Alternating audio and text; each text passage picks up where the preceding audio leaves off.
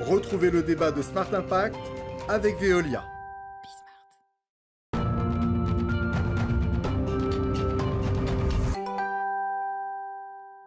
Smart Impact, le débat RSE, un nouveau modèle économique innovant dans les quartiers prioritaires de la ville.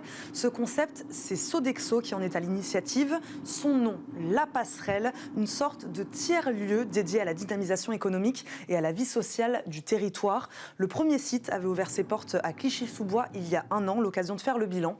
Aujourd'hui avec Isabelle April, directrice de l'innovation sociétale chez Sodexo et présidente donc de La Passerelle. Bonjour. Bonjour, merci. Merci à vous d'être avec nous aujourd'hui dans Smart Impact. Dalida Elougli nous accompagne également, directrice Pôle emploi de l'agence de Clichy-sous-Bois. Bonjour. Bonjour. Bienvenue à vous également. Isabelle April, ce nouveau modèle, comment et avec qui Sodexo l'a-t-il imaginé ?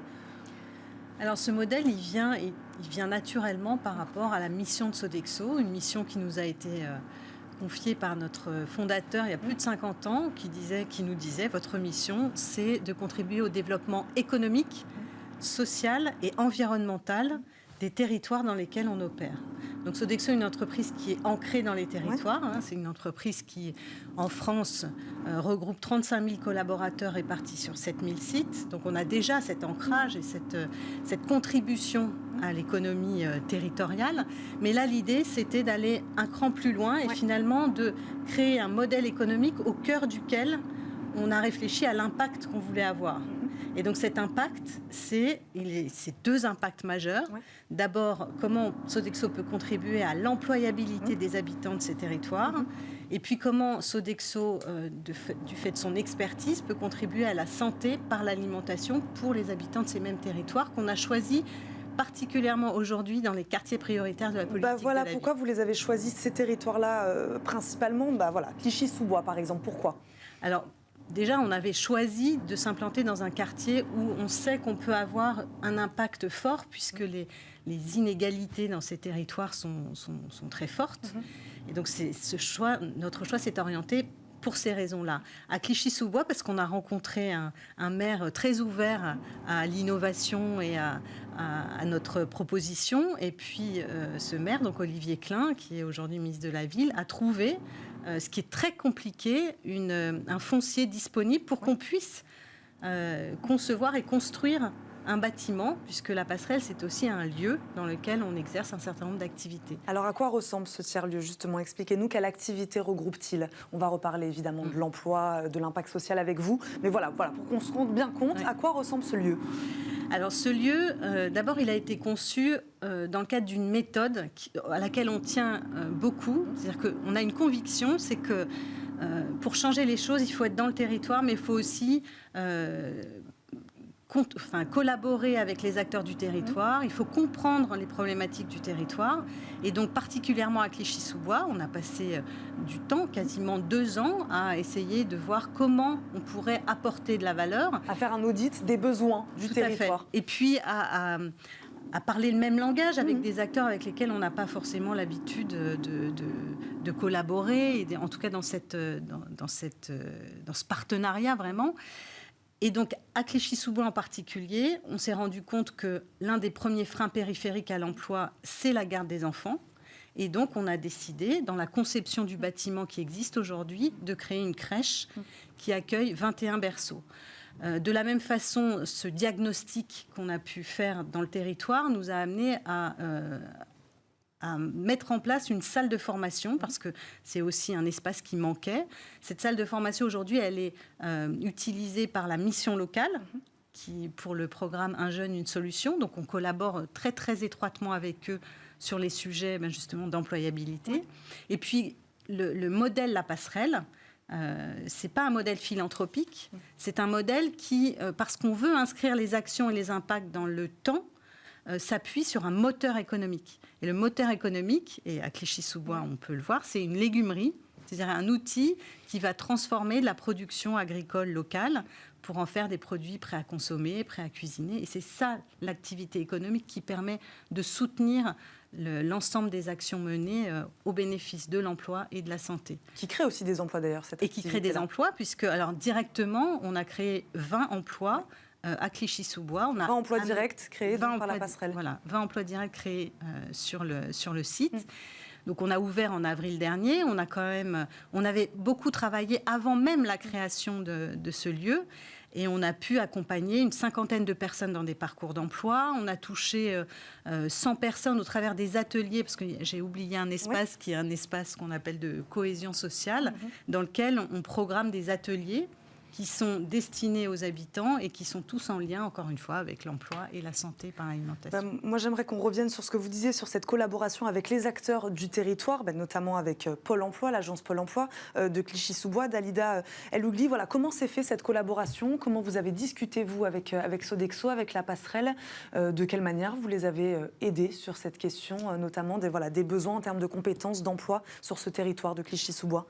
Alors, il faut savoir que la mise en contact a été faite à l'initiative de l'établissement territorial Grand Paris Grand Est, qui nous a mis en contact avec Sodexo sur des opportunités d'emploi dont nos usagers pouvaient aujourd'hui disposer en termes de compétences. Oui. Donc, on a travaillé main dans la main, notamment avec les acteurs du territoire de l'emploi, avec Sodexo, avec le service formation, le service RH de Sodexo, sur des parcours de formation liés aux besoins de Sodexo sur différents métiers.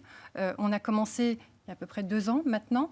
On a successivement commencé d'abord par conseiller de vente pour la maison Le Nôtre, qui fait partie du groupe Sodexo, où on a formé 12 personnes qui sont aujourd'hui en emploi. Et puis on a continué sur le métier de barista. Et lundi prochain démarre une nouvelle session de commis de salle pour les bateaux parisiens, pour la Tour Eiffel, pour laquelle là on est en plein démarrage de session. Donc c'est un travail qui a été fait avec l'ensemble des acteurs et puis plus particulièrement sur la construction, comme j'aime bien le dire, à dentelle du parcours de formation, puisqu'on a essayé de répondre... On est sur des besoins très précis, là, si on Exactement. Sur des compétences, des métiers bien précis. Exactement. Et l'idée, c'était de travailler avec Sodexo sur comment on construit un parcours qui répond le plus proche des besoins de Sodexo et comment on va chercher les compétences des demandeurs d'emploi du territoire, de la Seine-Saint-Denis plus globalement, mais plus spécifiquement de Clichy-sous-Bois, parce qu'on a une véritable richesse des compétences à Clichy-sous-Bois. Donc là, l'alliance privée-publique s'est faite naturellement? Exactement. Elle s'est faite naturellement, elle s'est construite petit à petit avec l'installation de la passerelle. Tout est parti de l'installation de la passerelle. Et effectivement, il y a aujourd'hui un vrai partenariat privé-public. Pourquoi il est efficace, ce partenariat, selon vous? Je me permets de rebondir. Vous parliez de répondre très précisément, finalement, à des besoins aujourd'hui d'une entreprise, par exemple, comme Sodexo. C'est peut-être ça qui fait que ça marche, c'est que vous allez au cœur des besoins des entreprises et donc vous permettez à des jeunes, des moins jeunes, de trouver de l'emploi. Alors, je pense qu'il y a une question d'engagement de Sodexo, d'avoir décidé de s'installer à Clichy-sous-Bois, dans un territoire qui aujourd'hui connaît un fort chômage. Et puis, effectivement, un travail très précis, très fin sur les besoins, un travail très précis et très fin avec les partenaires, donc la mission locale, effectivement, Grand Paris, Grand Est, où on a été sourcé des candidats, où on a été suscité des vocations sur les métiers de la restauration, parce qu'on n'y va pas forcément naturellement. Donc, il a fallu faire découvrir ces métiers-là à travers des immersions professionnelles, à travers des échanges avec des professionnels, et puis, effectivement, répondre au plus près des besoins, lever parfois certaines craintes, parce qu'on a commencé par des parcours de formation où nos jeunes et nos moins jeunes, parfois, avaient 1h30 de trajet pour aller sur leur lieu de stage ou de formation.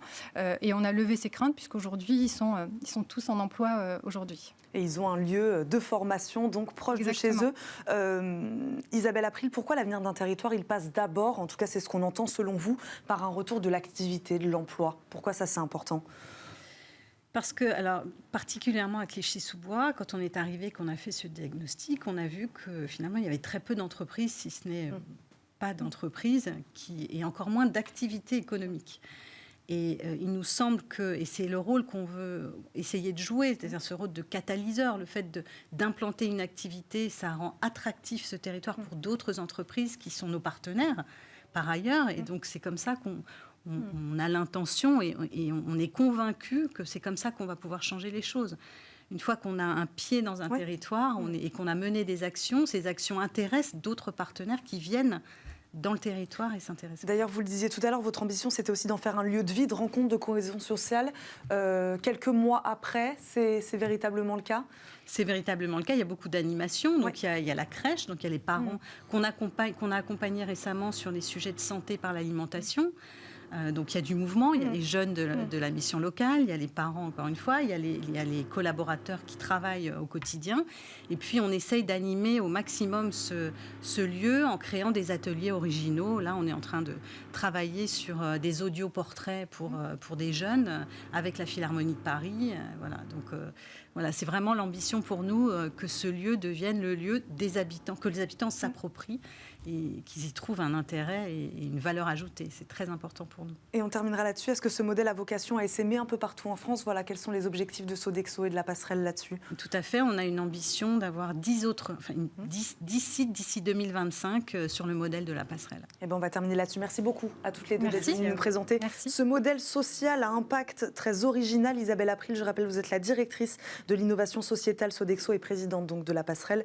Dalida Elougli, directrice Pôle emploi de l'agence de Clichy-sous-Bois. Merci beaucoup à toutes les deux d'avoir été avec nous. Tout de suite, on passe à la bonne idée du jour.